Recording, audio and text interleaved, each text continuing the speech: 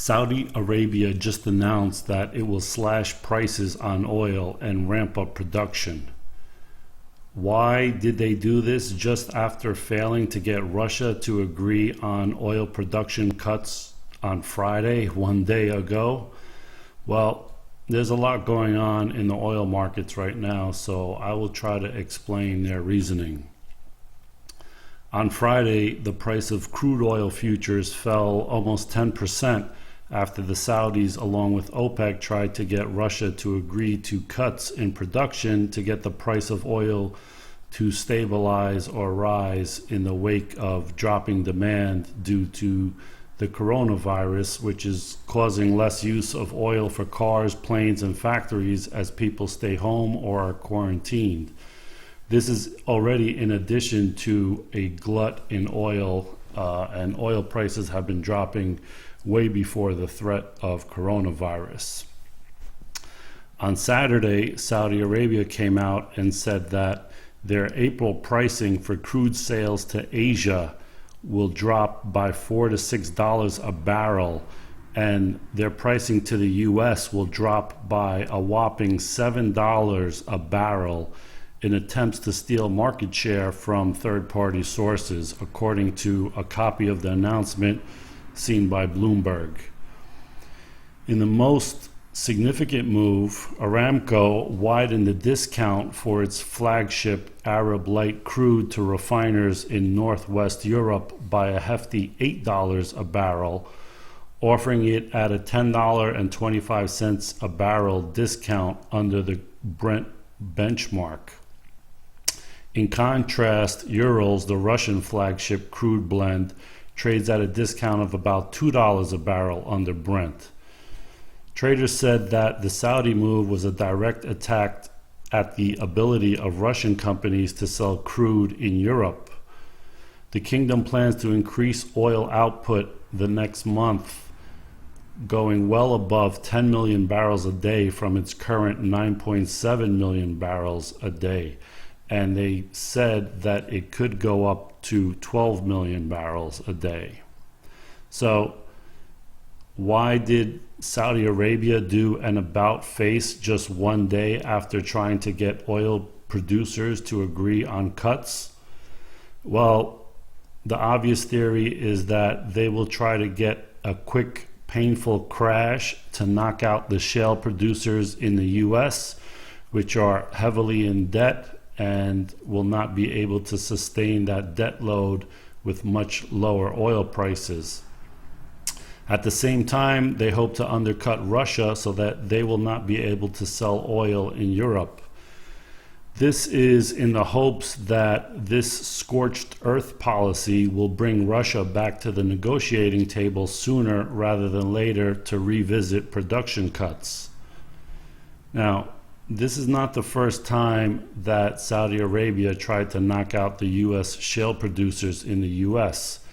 They tried to do it in November 2014 when the Saudis made the decision to temporarily break apart from OPEC and flood the market with oil in failed hopes of crushing US shale producers. Now, the US shale producers survived thanks to banks extending loan terms and even more generous buyers of junk bonds. This resulted in a painful manufacturing recession as the price of Brent cratered as low as the mid-20s in late 2015, early 2016. Now, the price of Brent is different from the price of West Texas Intermediate. Currently, the difference is about $4. And an added wild card to all this is that no one really knows how long this coronavirus will last and how much demand it will destroy. These things together have the potential to significantly hurt or even bankrupt some companies, along with the banks and the junk bond holders that hold their debt. So, what does this mean for the investor who maybe doesn't even own any oil stocks or is maybe thinking of buying some because of the recent crash in oil prices? Well, For one thing, just because you don't have any exposure to oil stocks does not mean that the rest of the market and the economies won't be affected. This looks like it will get much worse before it gets better. And if you are looking to invest some money in oil stocks for the eventual rebound, make sure you invest in companies that will still be around after the smoke clears.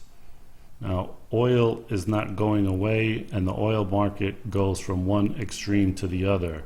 So just be aware that you are on your own to figure out what the impact to the oil markets, the economy, and the general stock market will be. Do not listen to the so-called experts because they are usually wrong, and at best they are wrong, and at worst they are deliberately misleading. If you haven't been watching the oil market long, I will show you what I'm talking about. Oil reached the low around $11 in 1998, and by 2005 it was up at its high around $140, and then in 2016 it was back down around $33. So you see how oil goes from people thinking it's running out forever to people thinking it's almost unlimited and will never rise in price again. The truth, as always, is somewhere in the middle. But let's see what advice the so-called experts were giving at these extreme levels over the years. Back in 2005, oil made a high around 140, and everybody was watching oil so much that many oil trading hedge funds were started and featured on all the financial channels like CNBC and other financial stations. And every weekend they would talk about how hot the weather was going to be this weekend to know how it would affect the price of oil on Monday. That's how much people were watching this thing. Hedge funds were employing meteorologists just for this. And everybody was talking about peak oil, and the top oil analyst at Goldman Sachs made the famous prediction that oil would go to $200 a barrel. Let's see when he made this prediction and what happened afterwards. Here in this Financial Times article dated May 6, 2008, analyst warns of oil at $200 a barrel, according to Goldman Sachs analyst who 3 years ago correctly predicted a price super spike above $100 a barrel. So he made one call correct 3 years earlier, so this is supposed to give more weight to his new call for $200 a barrel of oil. So let's see what they say here about that. Okay, energy crisis could be coming because lack of adequate supply growth was becoming apparent. Possibility of 150 to 200 seems increasingly likely over the next 6 to 24 months. And even the president of OPEC warned oil could reach $200 a barrel. Of course, he would love to see that reach $200 a barrel, being the president of OPEC. So he has some incentive to talk oil up, of course. But look at this. The number of oil option contracts betting on oil hitting $200 a barrel in December has tripled since the beginning of the year. And Mr. Murdy's warnings carry weight in the oil market after he correctly predicted in March 2005, when oil traded at 55, that prices would suffer a super spike to 105. So he was right once, so you have to believe him this time as well. Although some people did criticize their analysts as self-serving because Goldman Sachs is one of the largest Wall Street investment banks trading oil, and it could profit from an increase in prices, of course. But what's funny here is crude oil futures market signaled a growing belief that $100 a barrel oil was here to stay, with prices for oil to be delivered up to December 2016 trading above $110 a barrel. Now remember that December 16, $110 a barrel. So let's go see where oil was in May 2008 and what happened after that. So May 2008 is right here, okay? Right, it was what, 127, and it topped out around 140 in June, and by January, just 6 months later, it was $41 a barrel. Okay, so Goldman Sachs says right up here at 140 that oil's going to 200, and a few months later it falls $100 a barrel. Okay, and these are the smartest people on Wall Street. So are they just are they just wrong, or are they misleading? I don't know, but either way, if you follow the advice of these so-called experts, you're going to lose money. Okay, so now remember what I said December 16, that the futures were saying that oil was going to be up to $110 by then. Well, December 16 is here, and it's $53, a little bounce after this low of $33.75. So not only was Goldman wrong to say that oil was going to go to $200 up here, but after oil fell considerably, then they piled on very close to the bottom. And look at this article, and it's kind of funny that if you actually Google Goldman Sachs says oil will reach $200, the funny thing is the first article is new super spike will mean $200 a barrel. The next article is Goldman Sachs said oil could fall to $20 a barrel. So let's look at that article. So here it is. Goldman Sachs said oil could fall to $20 a barrel. When was this? Oh, September 11, 2015. Let's see where oil was over there.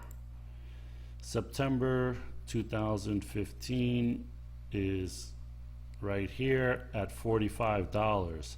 So from Goldman's call at 140 saying it's going to 200, their next call back at 45 was saying it could go to 20, and it went to what, 33 before. So